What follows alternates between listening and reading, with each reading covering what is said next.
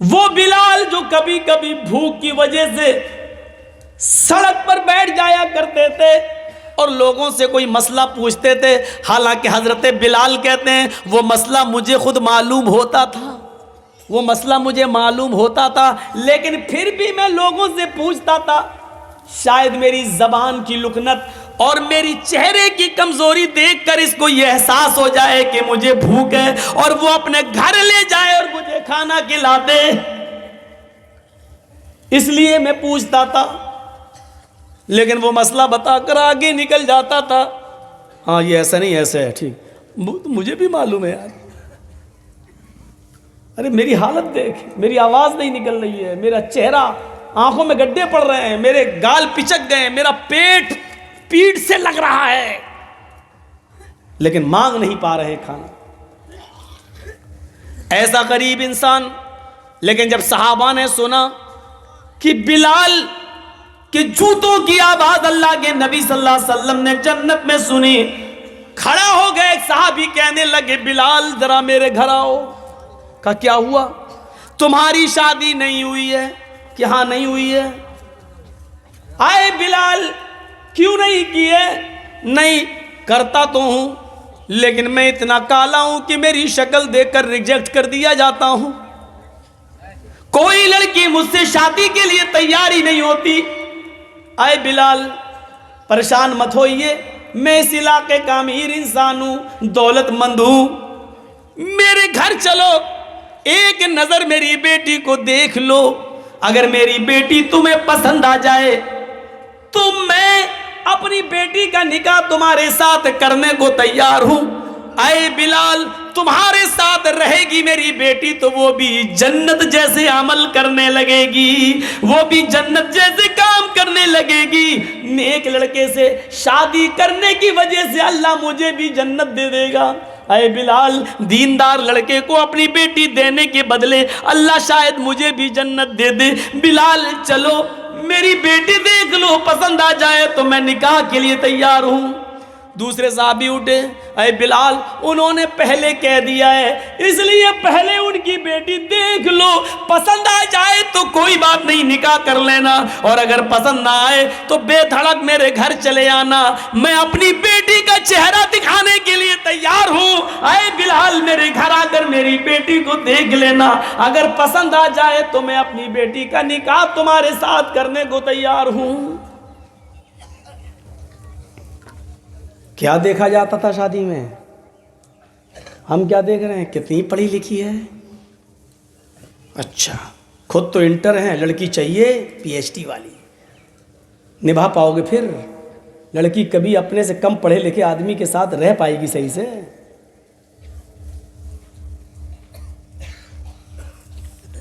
ہم کیا دیکھ رہے ہیں اور وہ کیا دیکھ رہے تھے؟ غریب ہے نہیں دیکھا، کالے کلوٹے نہیں دیکھا، جنت میں جوتوں کی آواز سنی اللہ کے رسول نے، یہ جنتی انسان ہے، ضرور اس کے ساتھ میری بیٹی رہے گی تو وہ بھی جنت میں جائے گی۔ تو 2 رکعت وضو بنا کر 2 رکعت تحیۃ الوضو پڑھنا، یہ جنت میں جانے والا یہ بھی ایک راستہ ہے۔ ایک راستہ اور ہے، وضو بنانے کے بعد اب کیا کرو گے؟ نماز پڑھو گے۔ نماز کہاں پڑھو گے؟ مرد ہو تو مسجد میں، اور سنتوں کو نفل کو گھر میں پڑھنا افضل ہے۔ جیسی اذان ہو جائے اذان کے کلمات دہراؤ، وضو بنائیے اور وہیں پر آپ اپنے 2 رکعت 4 رکعت جتنی پڑھ سکتے ہو اپنے گھر پہ پڑھیے، پھر مسجد کے اندر جائیے۔ اگر مسجد بہت دور نہیں ہے تو، اگر مسجد دور ہے تو آپ پہلے سے جائیے، پھر وہاں سنت بھی پڑھ لیجئے، یا کم سے کم ایسا کریے کہ پہلے والی سنتیں وہاں پڑھ لیجئے اور سنت فرض نماز پڑھ کے پھر اپنے گھر آ جائیے، اور فرض نماز کے بعد جو سنتیں پڑھی جاتی ہیں وہ اپنے گھر پڑھ لیجئے آ کے۔ اللہ کے رسول نے فرمایا اپنے گھروں کو قبرستان مت بناؤ، یعنی قبرستان میں قرآن نہیں پڑھا جاتا ہے، اپنے گھروں میں، اور نماز نہیں پڑھی جاتی ہے، اس لیے اپنے گھروں کو قبرستان مت بناؤ، یعنی اپنے گھر کو بالکل قبرستان مت بنا دو کہ اس میں نماز ہی نہ پڑھی جائے، قرآن بھی نہ پڑھا جائے، قرآن کی تلاوت بھی کرو اور نماز بھی پڑھو۔ تو اسی لیے کیا فرمایا؟ جنت میں جانے والا ایک راستہ مسجد بھی بناؤ، اور مسجد جو اللہ کے لیے بنائے گا تو اللہ اس کے لیے جنت میں گھر بنائے گا۔ حدیث یہ ہے، من بنا للہ مسجدا بن اللہ لہ بیتن فی الجنہ، جو دنیا میں اللہ کا گھر بنائے گا، جو دنیا میں اللہ کے لیے مسجد بنائے گا، اس میں بڑھ چڑھ کر حصہ لے گا، مسجد بنانے کے لیے چندہ دے گا، اس میں بڑھ چڑھ کر حصہ لے گا، بن اللہ لہ بیتن فی الجنہ، تو قیامت کے دن اللہ تعالی جنت کے اندر اس کے لیے گھر بنائے گا۔ جو دنیا میں اللہ کا گھر بنائے گا مسجد، تو اللہ جنت میں اس کا گھر بنائے گا۔ یہ لیجئے، مسجد بنانے میں چندہ دینا، مسجد بنانے میں تعاون کرنا بھی جنت میں جانے والا راستہ ہے، جنت میں جانے والا راستہ ہے۔ مسجد میں جائیے، نماز پڑھیے اور مسجد بنوائیے، جنت میں جانے والا راستہ۔ اب نماز پڑھ کے بیٹھ گئے ہیں، اب کیا کرنا ہے؟ اب دعائیں پڑھیے، اللہ اکبر، استغفر اللہ استغفر اللہ استغفر اللہ، اللہم انت السلام و منک السلام، بہت سی دعائیں بتائی ہیں اللہ کے نبی نے، پڑھیے۔ لیکن جنت میں لے جانے والا راستہ کیا ہے؟ نماز کے بعد، نماز تو ہے ہی، وہ تو آپ پڑھ چکے، نماز کے بعد ایک آیت ایسی ہے، اگر آپ نے فرض نماز کے بعد اس کو پابندی کے ساتھ پڑھتے رہے تو وہ آیت کا پڑھنا آپ کو جنت میں لے جائے گا۔ آیت سب سے لمبی ہے، آیت حدیث کیا ہے؟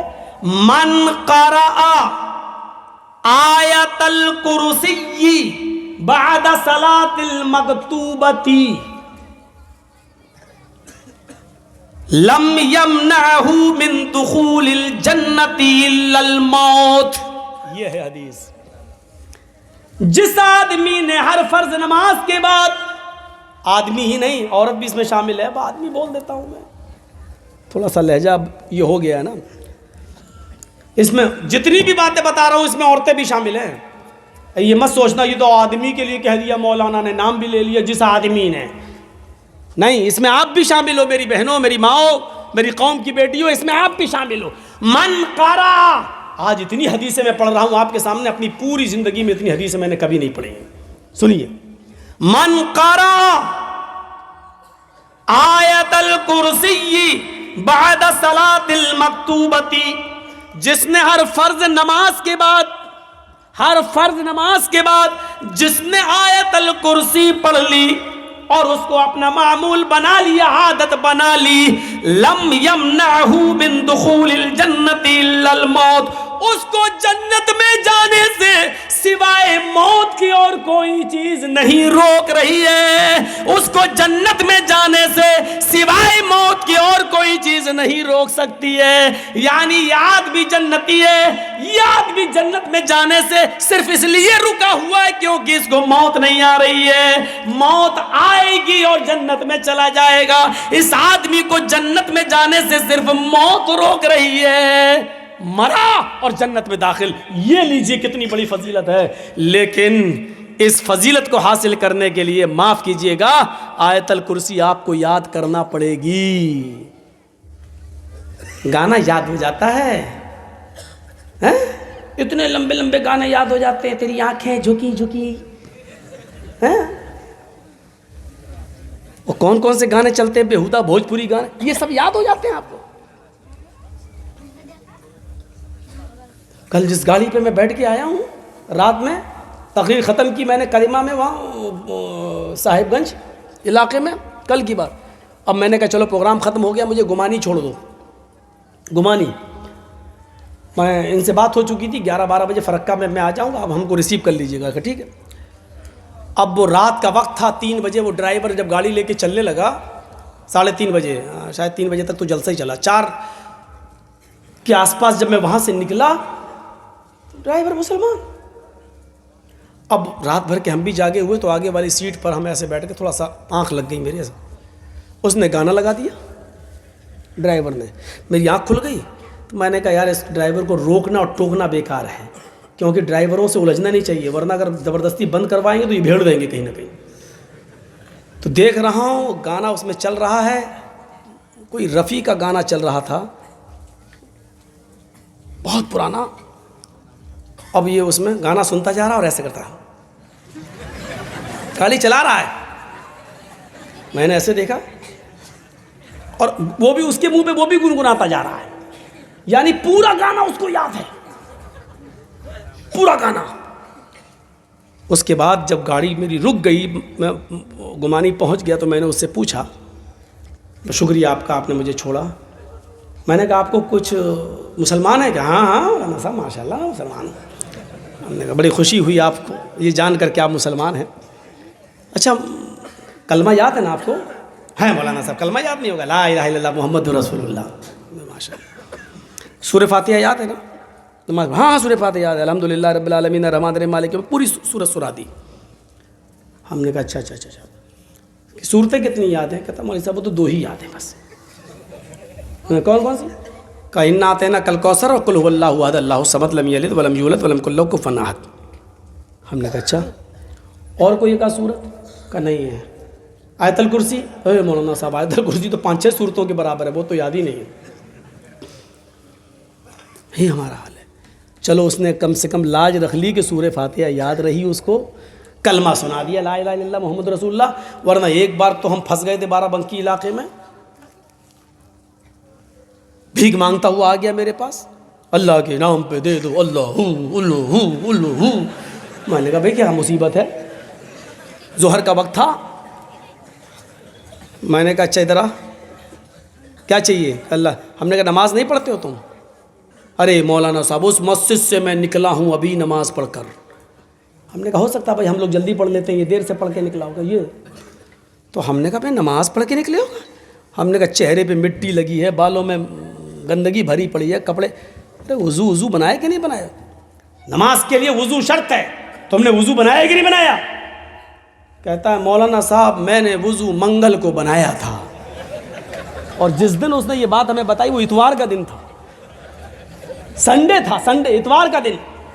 میں نے کہا کب بنایا تھا؟ بولا میں نے وضو منگل کو بنایا تھا. میں نے کہا منگل بدھ جمعرات جمعہ سنیچر اتوار. ہم نے کہا 6 دن پہلے؟ کہتا ہاں. ہم نے کہا اس سے ابھی تک وضو ہی نہیں بنایا؟ کہتا نہ نہایا نہ وضو بنایا. ہم نے کہا کیوں؟ بولا ہم بزرگ ہیں نا، بزرگ صوفی ہیں ہم بزرگ ہیں، ہمارا وضو 40 دن چلتا ہے. تو ہم نے کہا اچھا یہ بتاؤ کہ منگل کو وضو بنایا اور ابھی تک چل رہا ہے، اتنے دنوں میں تم نے لیٹرین کی کہ نہیں کی؟ تو الٹا ہم کو ڈانٹ رہا ہے. کہتا تم کو کس نے مولانا بنا دیا؟ ہم نے کہا کیوں کیا ہوا؟ کہ یہ بتاؤ لیٹرین لگے گی تو لیٹرین کرے گا نہیں کوئی آدمی؟ تو ہم نے کہا وہی پوچھ رہا ہوں کی کہ نہیں کی؟ ارے روز کرتا ہوں میں. ہم نے کہا پیشاب ہے؟ پیشاب تو دن بھر میں 3-4-5 بار کرتا ہوں. ہم نے کہا سوتے ہو کہ نہیں سوتے ہو؟ کہا نیند آئے گی تو سوئیں گے نہیں.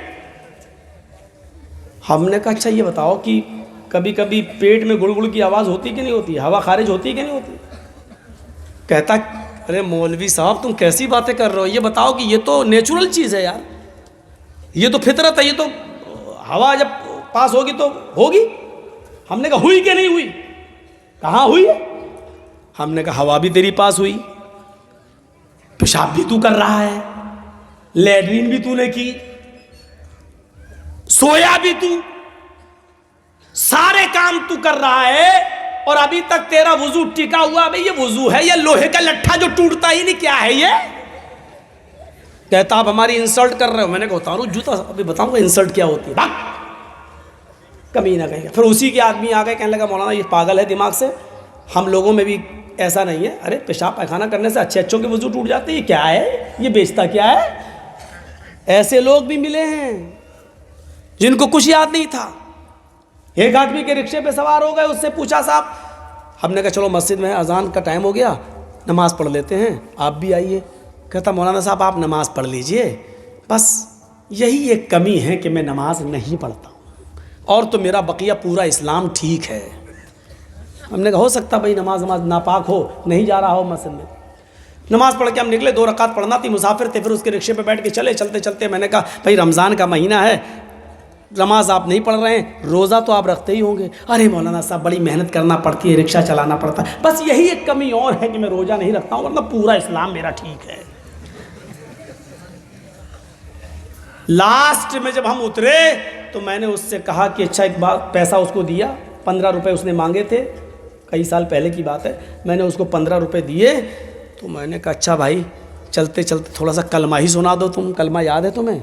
کہتا بس مولوی صاحب کلمہ ہی یاد نہیں اور میرا پورا اسلام بالکل ٹھیک ہے۔ میں نے کہا واہ صاحب، کلمہ تجھے یاد نہیں اور تیرا اسلام ٹھیک ہے، یہ کون سا اسلام ہے جو بالکل ٹھیک ٹھاک ہے؟ کلمہ یاد نہیں، لا الہ الا اللہ محمد رسول اللہ، اور کہہ رہا میرا پورا اسلام ٹھیک ہے۔ تو دنیا میں ایسے بھی لوگ ہیں جن کو کلمہ یاد نہیں اور کہہ رہے میرا اسلام ٹھیک ہے، ایسے لوگ بھی موجود ہیں۔ تو من قرأ آیت الکرسی، آیت الکرسی کو یاد کریے، کتنی بڑی فضیلت ہے اس کی۔ ہم اس دنیا میں کیوں آئے؟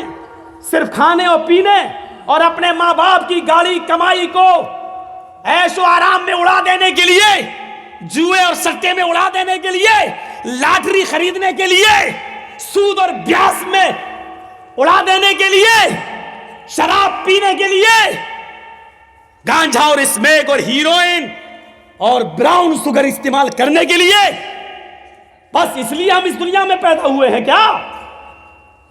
اپنے آپ کو پہچانو۔ قرآن تمہارے پیدائش کا مقصد بتا رہا ہے، وَمَا خَلَقْتُ الْجِنَّ وَالْإِنسَ إِلَّا لِيَعْبُدُونَ۔ او میرے بندو، میں نے تو تمہیں اس دنیا میں بھیجا ہے، اس دنیا میں پیدا کیا ہے تو صرف اس لیے کیا ہے تاکہ تم میری ہی عبادت کرو، میری ہی پوجا کرو، میری ہی بھکتی کرو، میرے علاوہ کسی اور کی عبادت نہ کرو۔ اس دنیا میں تو انسان عبادت کے لیے آیا ہے۔ اچھا، میں کسی کو کھڑا کر کے آیت الکرسی سنتا ہوں، ایسا لگے گا؟ آپ کل صبح ہو کے کہیں گے مولانا صاحب یہ کام غلط کیا آپ نے، سب کے سامنے کسی کی انسلٹ کرنا اچھی بات تھوڑی ہے۔ میں امتحان لینا چاہتا ہوں کہ ہمارا اسلام کتنا ہے، کتنے لوگوں کو آیت الکرسی یاد ہے؟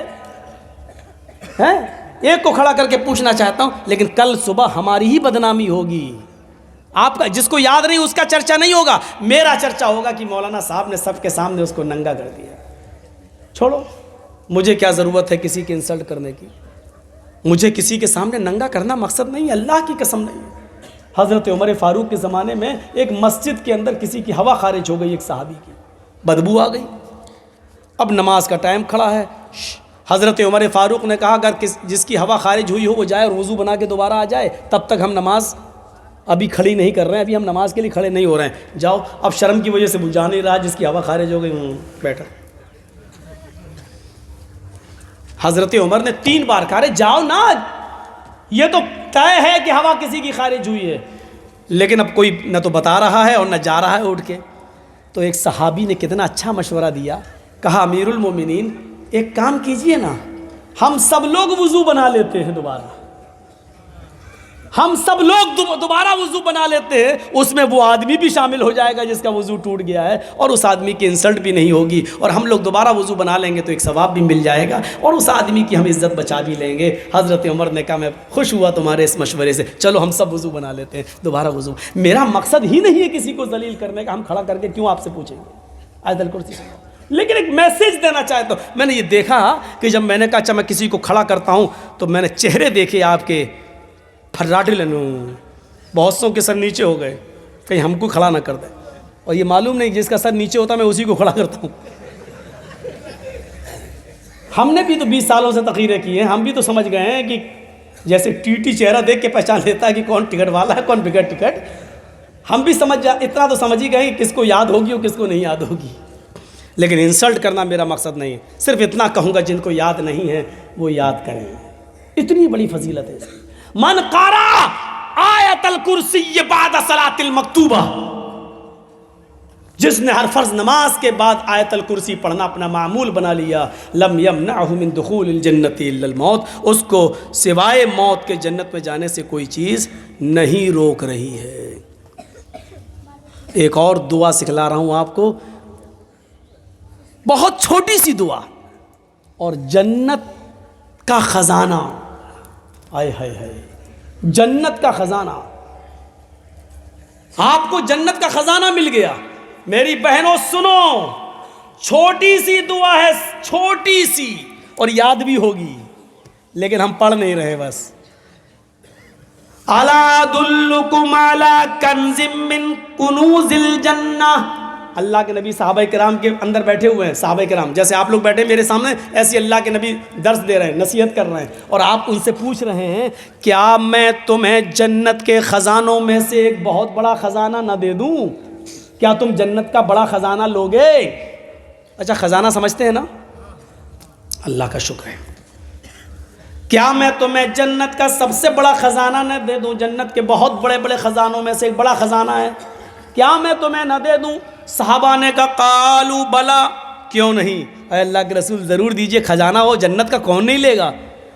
قل، اللہ کے نبی کہتے ہیں کہو لا حول ولا قوت الا باللہ۔ لو کس کو یاد نہیں ہوگی یہ؟ لا حول ولا قوت الا باللہ۔ آگے علی العظیم بھی کہہ دیجئے لا حول ولا قوت الا باللہ العلی العظیم۔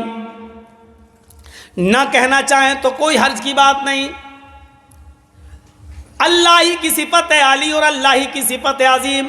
علی کے معنی جو بلند ہے اور عظیم کے معنی جو بڑا ہے۔ لا حول ولا قوت الا باللہ اتنا بھی کافی ہے، اور چاہو تو اس کے آگے الا باللہ، باللہ کے بعد العلی العظیم کہہ کر اس کی دو صفتوں کو بھی بیان کر دیجئے۔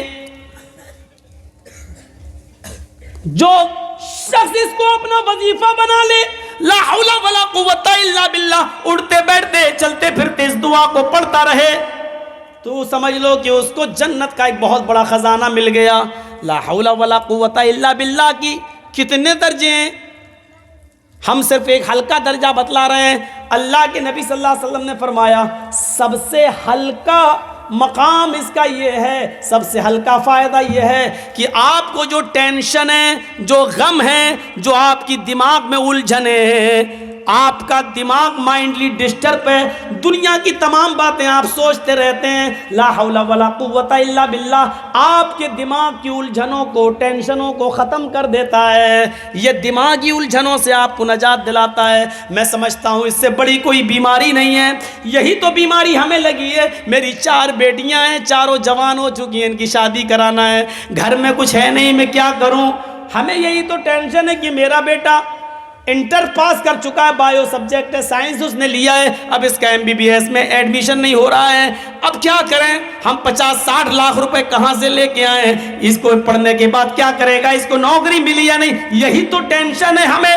لا حول ولا قوت الا باللہ، یہ ان ٹینشنوں کو ختم کرنے کی دعا ہے۔ یہ سب سے ہلکی بیماری ہے جس کو یہ دور کرتی ہے۔ 98 بیماریاں اس سے بھی بڑی بڑی ہیں جس سے لا حول ولا قوت الا باللہ پڑھنے سے دور ہوتی ہیں۔ لا حول ولا قوت الا باللہ 99 بیماریوں کا علاج ہے، اور سب سے ہلکی بیماری یہ ہے کہ غم و فکر دور ہوتے ہیں، یعنی اس سے بڑی بڑی اور بیماریاں جو اس سے دور ہوتی ہیں۔ اب تھوڑا سا نمبر آ گیا ہے ہماری ماں بہنوں کا، ان کو بھی تو جنت میں ان کے لیے اسپیشل ایک حکم ہے۔ یہ سارے کام کرنے پر ان کو بھی جنت ملے گی، لیکن ایک حکم ان کے لیے الگ ہے۔ کیا ہے وہ سن لیجئے۔ المرأۃ اذا صلت خمسها وصامت شهرها وأطاعت بعلها وأحسنت فرجها۔ ترتیب تھوڑی سی الٹ گئی، احسنت فرجہا پہلے ہے، وأطاعت بعلها بعد میں ہے۔ چلو اب صحیح کر دیتے ہیں۔ المرأۃ اذا صلت خمسها وصامت شهرها وأحسنت فرجها وأطاعت بعلها فلتدخل من أي أبواب الجنة شاءت۔ رواہ احمد فی مسندہ، اس حدیث کو امام احمد اپنی مسند کے اندر لائے ہیں، امام بیہقی اپنی سنن کے اندر لائے ہیں، حدیث صحیح ہے۔ عورت یہ 4 کام کر لے تو اس کو جنت میں داخل ہونے سے کوئی چیز نہیں روکتی۔ کون کون سے 4 کام ہیں؟ بڑے آسان کام، میری ماں بہنوں سن لو تمہارے لیے۔ المرأۃ اذا صلت خمسہ، جو عورت 5 وقت کی نماز پڑھتی ہو، مردوں کے لیے بھی حکم ہے لیکن یہاں عورتوں کے لیے خاص کر دیا گیا. جو عورت 5 وقت کی نماز پڑھتی ہو وصامت شہرا، اور رمضان کے پورے مہینے کے روزے رکھتی ہو. عورت 5 وقت کی نماز پڑھتی ہو، ساتھ میں تھوڑی سی اپنی بات ایک حل کر دوں، ان دنوں میں نہیں جن دنوں میں اس کو نماز پڑھنے سے چھوٹ دی ہے اللہ کے نبی صلی اللہ علیہ وسلم نے. مثلا کسی عورت کو پیریڈ شروع ہو گیا، MC شروع ہو گئی، تو اس میں وہ نماز نہیں پڑھے گی. جتنے دن اس کو بلڈ آ رہا ہے نماز چھوڑ دے گی. سامت شہرا، رمضان کے پورے مہینے کے روزے رکھے گی. اگر اس مہینے میں اس کو پیریڈ شروع ہو جائے تو اتنے روزے چھوڑ دے گی جتنے دن اس کو مہینہ آ رہا ہے.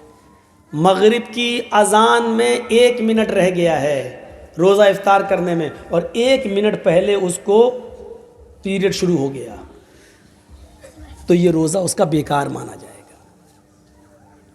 پورا دن بھر اس نے روزہ رکھا اس بیچاری نے، لیکن 1 منٹ رہ گیا اور اس کو پیریڈ شروع ہو گیا تو یہ روزہ نہیں مانا جائے گا. لیکن بیکار نہیں ہوگا روزہ.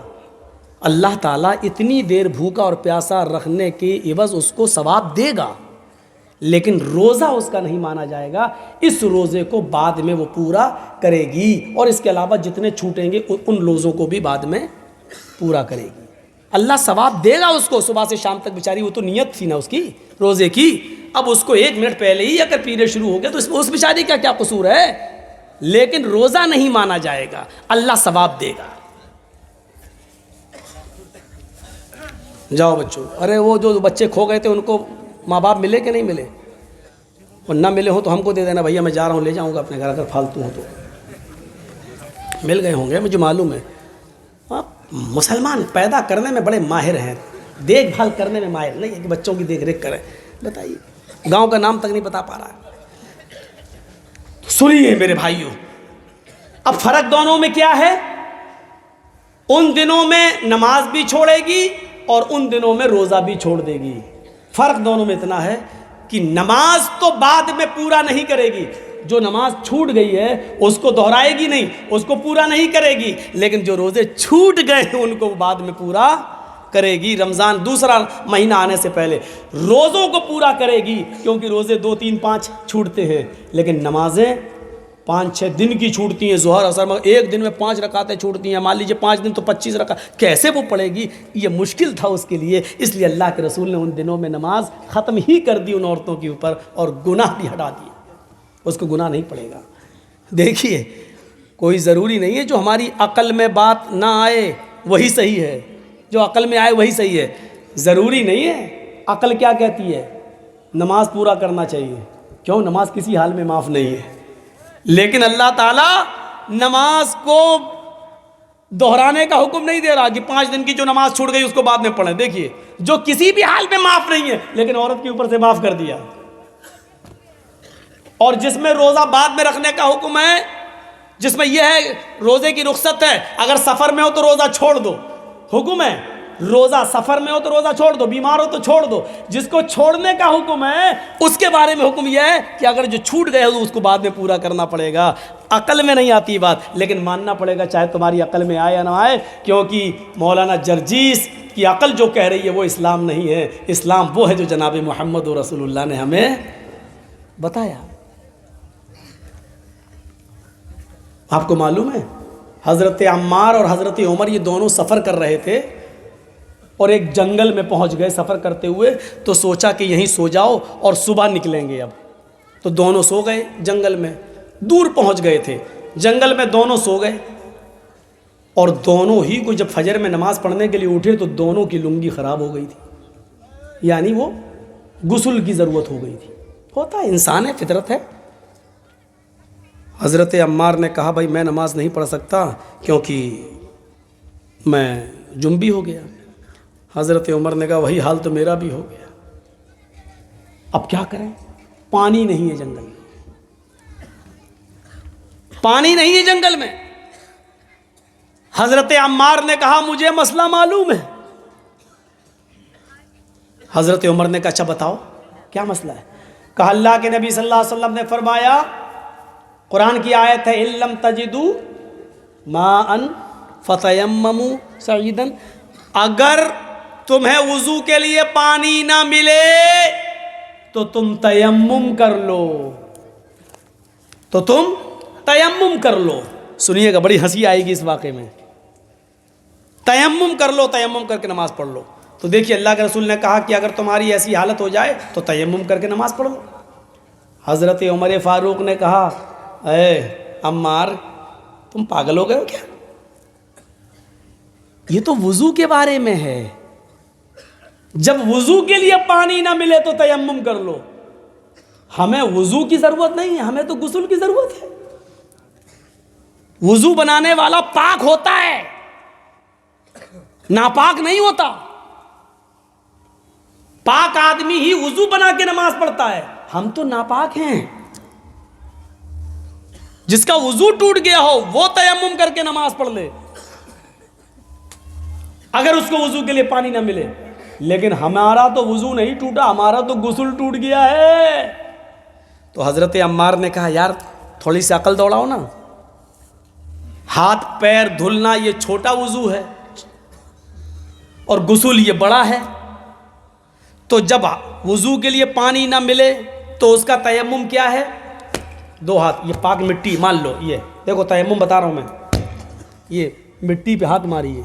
بہت سے لوگ دیوار پہ مان لیتے ہیں، معاف کیجیے گا، سوری، بہت معذرت کے ساتھ، دیوار پہ مارنا جب تک آپ کے ہاتھ میں مٹی نہیں لگ رہی ہے آپ کا تیمم نہیں ہوگا۔ مٹی ہونی چاہیے، وہ ڈیلا ہوتا ہے نا مٹی کا، اس کو بھی آپ ایسے نہیں کر سکتے، اس کو پھوڑ لیجئے، آپ پھوڑ کے ایک پیپر رکھ لیجئے، پیپر، اور پیپر پہ اس مٹی کے ڈھیلے کو پھوڑ کے اس کو چاروں طرف پھیلا دیجئے اس مٹی کو، پھر اس پہ ہاتھ ماریے ایسے۔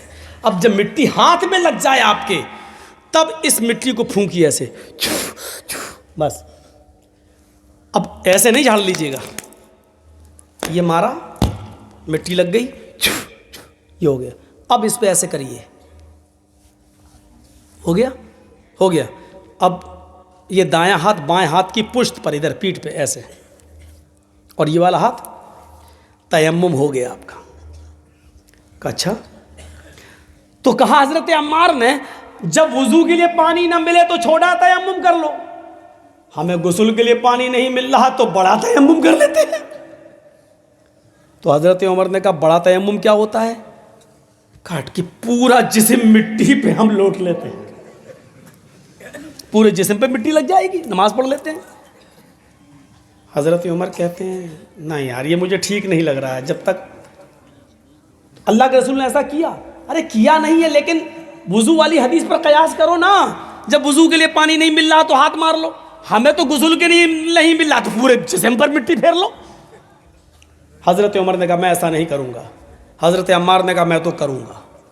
انہوں نے کپڑے اتارے اور حدیث کے الفاظ بخاری کے تمرغت کما تمرغ الدابہ، مٹی پر ایسے لوٹے پورا، جیسے چوپایا 4 پیر والا جانور مٹی میں کلا منڈیا کھاتا ہے، اٹھے اور کھڑے ہو کے نماز پڑھ لی۔ حضرت عمر فاروق نے نماز نہیں پڑھی، کہا نہیں میں جب پانی مل جائے گا غسل کروں گا تب اس نماز کو قضا کروں گا۔ یہ دونوں لوگ چلے۔ یاد رکھنا حضرت عمار نے نماز پڑھ لی، حضرت عمر نے نماز نہیں پڑھی، دونوں نے اپنی اپنی عقل دوڑائی۔ دیکھیے اسلام عقل پہ نہیں چلتا، لیکن دونوں نے اپنی اپنی عقل دوڑائی۔ حضرت عمار نے ایسا کر کے نماز پڑھ لی، حضرت عمر نے کہا نہیں۔ جب شہر میں آئے تو پانی مل گیا، سورج نکل چکا تھا، انہوں نے سب سے پہلے غسل کیا اور غسل کرنے کے بعد چھوٹی ہوئی نماز جو قضا ہو گئی وہ پہلے انہوں نے پڑھ لی۔ جب نماز پڑھ لی تو سفر جب ختم ہوا 2 4 5 6 دن کے بعد جب یہ لوگ اپنا اپنا کام کر کے لوٹ کے آئے تو اللہ کے رسول سے ملاقات ہوئی۔ اللہ کے رسول صلی اللہ علیہ وسلم سے جب ملاقات ہوئی تو اللہ کے نبی کو دونوں نے اپنا اپنا واقعہ سنایا۔ چلو نبی سے پوچھتے ہیں ہم نے تو صحیح کیا کہ غلط کیا، چلو سرٹیفکیٹ تو وہاں سے ملے گا نا، صحیح ہو غلط کیا کہاں۔ تو اللہ کے نبی سے دونوں نے کہا اللہ کے رسول ایسا ایسا ہو گیا تھا ہمارے ساتھ۔ تو اللہ کے نبی نے مسکراتے ہوئے کہا پھر تم نے کیا کیا؟ کہا اللہ کے رسول میں نے تو نماز پڑھ لی لیکن انہوں نے نہیں پڑھی۔ کہا اچھا تم نے نماز پڑھ لی؟ کہا کیسے پڑھی؟ کہا اللہ کے رسول میں نے تو تیمم کر لیا۔ کہا ہاں ٹھیک کیا۔ حضرت عمر ٹوک دیے، اللہ کے رسول انہوں نے وہ والا تیمم نہیں کیا جو آپ نے بتایا. ان سے پوچھو کون سا تیمم کیا. کہا اللہ کے رسول مجھے تو بڑے غسل کی ضرورت پڑ گئی تھی نا, تو ہم نے جو تھا وہ پورا زمین پہ اپنے آپ کو لوٹ لیا, ایسے کر کے پورے جسم پہ مٹی لگا لی. اللہ کے رسول ہنستے بھی گئے اور کہا کہ اے عمار یہ تم نے غلط کیا, ایسا نہیں کرنا چاہیے تھا. تو حضرت عمر خوش ہو گئے, دیکھو عمار کا طریقہ غلط نکلا, میرا صحیح ہو گیا. تو حضرت عمار کہتے ہیں اللہ کے رسول انہوں نے تو نماز ہی نہیں پڑھی. کہا عمر تم نے کیا کیا؟ کہ اللہ کے رسول جب پانی نہیں ملا تو ہم نے نماز ہی نہیں پڑھی. ہم جب شہر میں چلے گئے, جب پانی مل گیا تو غسل کیا, اور غسل کرنے کے بعد ہم نے نماز پڑھی. آپ نے کہا عمر تم نے بھی غلط کیا. دونوں بڑے صحابہ عمار ابن یاسر, وہ سمیہ کا بیٹا عمار جس کو اسلامی تاریخ میں سب سے پہلے شہید کر دیا گیا تھا اور جس کی شرمگاہ میں نیزہ مارا گیا, سمیہ کا بیٹا عمار, یاسر کا بیٹا عمار, پرانا صحابی, نبی کی صحبت میں رہنے کے باوجود ایک غلطی کر گئے. اللہ کے رسول نے کہا عمار تم نے اپنے جسم پر, پورے جسم پر مٹی کو جو ملا وہ بھی غلط کیا, اور اے عمر تم نے نماز نہ پڑھ کر وقت کو چھوڑ دیا اور پانی کے مل جانے, پانی کی تلاش میں گھومتے رہے اور پانی ملنے تک تم نے نماز کا وقت نکال دیا, تم نے بھی غلط کیا. وضو کا تیمم اور غسل کا تیمم ایک ہی ہے, چاہے وضو کے لیے پانی نہ ملے یا غسل کے لیے پانی نہ ملے, ان دونوں صورتوں میں ایک ہی تیمم کیا جائے گا. بس اتنا کافی تھا کہ اپنے دونوں ہاتھوں کو زمین پہ مارتے, پھونک لیتے, چہرے پہ مر لیتے, دائیں ہاتھ بائیں ہاتھ پر اور بائیں ہاتھ دائیں ہاتھ پہ پھیر لیتے اور نماز پڑھ لیتے. ضروری نہیں ہے ہماری عقل جو سوچے وہی صحیح ہو. جرجی صاحب کی عقل میں اگر کوئی بات نہیں آ رہی ہے تو ضروری نہیں ہے کہ جرجی صاحب یہ کہتے ہیں کہ نہیں یہ اسلام ہو ہی نہیں سکتا. اسلام وہ ہے جو جناب محمد رسول اللہ صلی اللہ علیہ وسلم بتا رہے ہیں. چلیے میری ماں بہنوں, ہماری عقل میں نہیں آ رہا ہے اللہ کے نبی نے نماز کیوں معاف کر دی عورتوں کے اوپر سے, جبکہ نماز تو کسی بھی حال میں معاف نہیں ہے. لیکن اللہ کے رسول نے کہا عورتیں نماز نہیں پڑھیں گی جو پیریڈ میں چھوڑی ہیں, لیکن روزہ پورا کریں گی بعد میں, دوسرا رمضان آنے سے پہلے پہلے روزہ پورا کریں گی. ہماری عقل میں نہیں آ رہا ہے لیکن ماننا پڑے گا کیونکہ یہ حکم ہے جناب محمد رسول اللہ کا. دو چیزیں, وَأَحْسَنَتْ فَرْجَهَا, اپنی شرمگاہ کی حفاظت کرتی ہوں. شرمگاہ کی حفاظت کے دو معنی ہیں. ایک تو یہ ہے کہ وہ صرف اپنی شرمگاہ کو اپنے شوہر کے لیے استعمال کر سکتی ہے, بس یہ بالکل کھلا ہوا معنی ہے. ہاں, اور دوسری شرمگاہ کی حفاظت کا معنی یہ ہوا سطر کی حفاظت, یعنی وہ چست کپڑے نہیں پہن سکتی ہے. چست کپڑے, لیگی پہن رہی ہیں, یہاں سے لے کے یہاں تک ایسے آ رہی ہے, جہاں سے چپکی ہوئی ہے, یہاں سے یہ ران دکھائی دے رہی ہے, یہ ننگی ہے عورت. یہاں تک جمپر یہاں تک ہے لیکن چپکا ہوا ہے بالکل ایسے, یہ ایسے چپکا ہوا ہے, کپڑا ہے یہ لیکن چپکا ہوا ہے. یہ باہوں کا یہ حصہ دکھائی دے رہا ہے, اس سے اندازہ لگ رہا ہے کہ اس لڑکی کے یا اس عورت کے ہاتھ کتنا, اس کی گولائی کتنی ہوگی, اس ران کی گولائی کتنی ہوگی. اس کو بھی اللہ کے رسول نے ننگا پن کہا ہے. نساء کاسیات عاریات مائلات و ممیلات. ایسا زمانہ آ جائے گا کہ عورتوں کو تم دیکھو گے کہ وہ کپڑے پہنیں گی لیکن ننگی ہوں گی. یہ ایسی ہی عورتوں کے بارے میں کہا ہے. ڈریس انسان کو مہذب بھی بنا دیتا ہے اور بے شرم بھی بنا دیتا ہے. ڈھیلا ڈھالا لباس انسان کو مہذب بناتا ہے. میری ماں بہنوں, تمہیں میک اپ سے کوئی منع نہیں کرتا,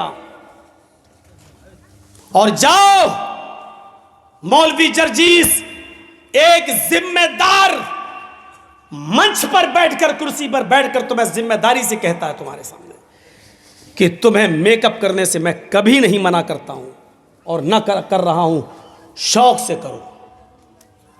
ایک چیز کی اور اجازت دیتا ہوں، فیئر اینڈ لولی تھوڑی سی نہیں، پوری کی پوری نکال کے لگا لو، میں منع نہیں کر رہا ہوں، جائز ہے تمہارے لیے۔ یہ مولانا کیا کہہ رہے ہیں؟ ہاں، پاؤنڈز کی کریم پوری نکال کے لگا لو۔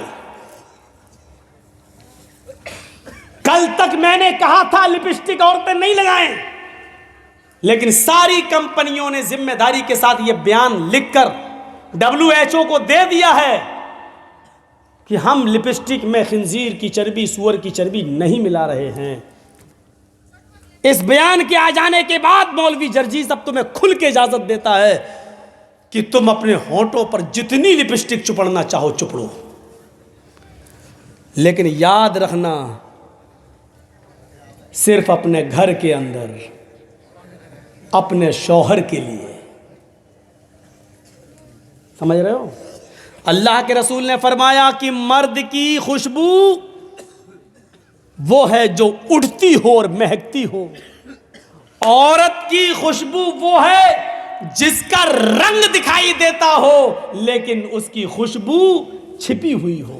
یعنی عورت خوشبو لگا کر، پرفیوم لگا کر گھر سے باہر نہیں نکل سکتی، چمیلی کا تیل لگا کر گھر سے باہر نہیں نکل سکتی، ڈابر آنولا کا تیل لگا کر گھر سے باہر نہیں نکل سکتی، خوشبودار کوئی چیز لگا کر گھر سے باہر نہیں، کیونکہ عورت کی خوشبو، عورت کی زینت اس خوشبو میں ہے جس کی خوشبو ظاہر نہ ہوتی ہو، دوسرے کو نہیں لگتی ہو، اور اس کا رنگ ظاہر ہو۔ لپسٹک لگائیے، رنگ ظاہر ہے، کریم پاؤڈر لگائیے، پڑوس کی عورت بتا دے کہ آج تو بہت زیادہ لگی ہے، تم تو کالی تھی، آج تو ہیما مالنی لگ رہی ہو۔ کوئی حرج کی بات نہیں ہے، خوب لگاؤ، میں منع نہیں کر رہا ہوں، لیکن گھر کے اندر عورت کی زینت ظاہر ہو جائے، شوہر کو اس کا رنگ ظاہر ہو، لپسٹک، لیکن باہر لگا کے نہیں نکل سکتی ہو۔ باہر لگا کے نکلو گی تو پتہ نہیں لگتا ہے جیسے پتہ نہیں کس مرد کا خون چوس کے آ رہی ہے، باہر نہیں۔ شوہر گھر میں ہے تو شوہر دیکھ رہا ہے، زیادہ سے زیادہ اتنا سوچے گا کہ میرا خون چوسا، وہ تو زندگی بھر چوستی ہو تم، آج چوس لیا تو کیا ہو گیا، کوئی مسئلہ نہیں۔ عورت گھر میں لپسٹک بھی لگا سکتی ہے، کریم پاؤڈر بھی لگا سکتی ہے، جو چیز نہیں لگا سکتی یا نہیں کر سکتی ہے وہ صرف یہ ہے کہ عورت اپنے سر کے بال نہیں کاٹ سکتی ہے، اتنے بھی نہیں۔ عورت اگر حج کرنے کے لیے گئی ہے یا عمرہ کرنے کے لیے گئی ہے تو حج اور عمرے میں خانہ کعبہ کا طواف کرنے کے بعد، صفا اور مروہ کی سعی کرنے کے بعد، جب وہ حلال ہوگی اور احرام کی حالت سے نکلے گی، تب وہ اپنے سر کے سارے بال ایسے، دیکھیے یہ بال پیچھے ہے نا، پیچھے، تو وہ ایسے کر کے سارے بالوں کو آگے کر لے گی عورت، ایسے کر کے یہاں آگے، اور آگے بال کر کے ایک انگل اپنے لپیٹے گی، ایسے نیچے سے ایک انگل بس یہاں تک لپٹ جائے، ایسے کر کے یہ بس اتنا، اور اس انگلی میں جتنے بھی بال لپٹ جائیں گے اس کے پیچھے سے ایسے کرے گا، اور نیچے سے ایک انگل بال، اتنے وہاں سے اس کو کاٹ دیا جائے گا، اتنا بس۔ حج کے میدان میں صفا مروہ کے چکر کے بعد بھی عورت کو ایک انگل سے زیادہ بال کاٹنے کی اجازت محمد رسول اللہ نے نہیں دی ہے۔ کیسے ماں باپ ہو، کیسے سرپرست ہو جو اپنی بیٹیوں کو بیوٹی پارلر پر جا کر کھلے عام آدھے سر کے بال کاٹنے کی اجازت دے رہے ہو۔ حرام ہے عورتوں کا اپنے سر کے بالوں کو کاٹنا۔ نقلی بال لگانا یہ بھی حرام ہے، جس کو ہم کہہ سکتے وگ استعمال کرنا بھی حرام ہے عورت کی۔ کچھ مولانا لوگ بال کو کاٹنے کی اجازت دیتے ہیں، کیا کہتے ہیں؟ اللہ کے رسول صلی اللہ علیہ وسلم کی بیویوں نے، کچھ بیویوں نے بھی اپنے سر کے بال کٹائے تھے، بے شک کٹائے تھے۔ مولوی جرجیس اس بات کو مانتا ہے کہ اللہ کے رسول صلی اللہ علیہ وسلم کی کچھ بیویوں نے اپنے سر کے بہت سے یعنی آدھے سے زیادہ آدھے بال کٹائے تھے. میں مانتا ہوں اس بات کو, حدیث ہے, صحیح ہے, لیکن آپ کو یہ بھی جاننا چاہیے کہ اللہ کے رسول کی ان بیویوں نے وہ سر کے بال کب کٹائے تھے. اللہ کے نبی صلی اللہ علیہ وسلم نے فرمایا کہ اللہ تعالیٰ نے مرد کو داڑھی سے خوبصورتی دی ہے اور عورت کو سر کے لمبے بالوں سے خوبصورتی دی ہے. عورت کی زینت اس کے سر کے بال ہیں اور مرد کی زینت داڑھی ہے, داڑھی ہے. تو جو عورت کی خوبصورتی ہو اس کو کاٹنے کی اجازت اللہ تعالیٰ کیسے دے دے گا؟ نہیں دے گا. جب تک اللہ کے نبی زندہ رہے اور اس دنیا میں باحیات رہے تب تک اللہ کے نبی کی کسی بیوی نے اپنے سر کے بال نہیں کاٹے. مسئلہ یاد رکھنا, عورت کی خوبصورتی شوہر کے لیے, لمبے بال وہ شوہر کے لیے رکھ سکتی ہے, رکھے گی, لیکن اللہ کے نبی کے اس دنیا سے انتقال کے بعد نبی کی بیویوں نے کہا اب ہمارا نکاح دوسری جگہ ہو ہی نہیں سکتا ہے, کیونکہ ہم دنیا کے سارے مسلمانوں کی مائیں ہیں اور ماں کسی بیٹے کے ساتھ نکاح نہیں کرتی ہے. اب ہم دنیا میں کسی بھی مرد کے ساتھ جب نکاح نہیں کر سکتے ہیں, سب میری اولاد ہے, سب میرے بیٹے ہیں, اور اللہ کے نبی اب جس دنیا میں رہے نہیں, تو اب اس خوبصورتی کا کیا فائدہ, اب اس زینت کا کیا فائدہ. میں بناؤ سنگار کروں تو کس کے لیے کروں, زیب و زینت کروں تو کس کے لیے کروں. یہ سوچ کر انہوں نے اپنی زینت کو ختم کرنے کے لیے, اپنا بناؤ سنگار کو ختم کرنے کے لیے ان کے سر کے بال انہوں نے کٹائے. اسی طریقے سے آج بھی جو عورت شادی شدہ نہیں ہے یا شادی نہیں کرنا چاہ رہی ہے, یا اس نے ارادہ کر لیا کہ ہم شادی نہیں کریں گے, یا جس کا شوہر انتقال کر گیا ہے, اب وہ کس کے لیے بناؤ سنگار کرے تو وہ اپنے سر کے بال کاٹ سکتی ہے. زیب و زینت وہ کسی کے لیے اختیار نہ کرے, وہ کر سکتی ہے, لیکن اگر اس کا ارادہ یہ ہے ابھی نہیں, ابھی تو میرے شوہر کا انتقال ہوا ہے, 2-4 سال کے بعد میں دوسرا نکاح کر لوں گی, تو پھر نکاح کا ارادہ ہو تو پھر وہ سر کے بال نہیں کاٹ سکتی ہے. عورت کے لیے سر کے بال کاٹنا جائز نہیں ہے, وگ لگانا جائز نہیں ہے, نقلی بال جوڑنا جائز نہیں ہے. اپنے سر کے لمبے بالوں کی چوٹی بنا سکتی ہے, اس کی چوٹی بنانا جائز ہے, لیکن معاف کیجئے گا سر کے سارے بال کو اکٹھا کر کے گول بنا کر اپنے سر پر رکھ لینا یہ جائز نہیں ہے. گھر کے اندر کر سکتی ہے, گھر کے باہر جوڑا بنا کر بال لپیٹ کر اور ادھر اکٹھا کر لینا, کلپ لگا لیتی ہیں اور اتنا اونچا کر لیتی ہیں, لگ رہا ہے جیسے قطب مینار اپنے سر پہ کھڑی کر دی اس نے, یا ایسا لگتا ہے جیسے ٹلو پمپ رکھ دیا ہو موٹر.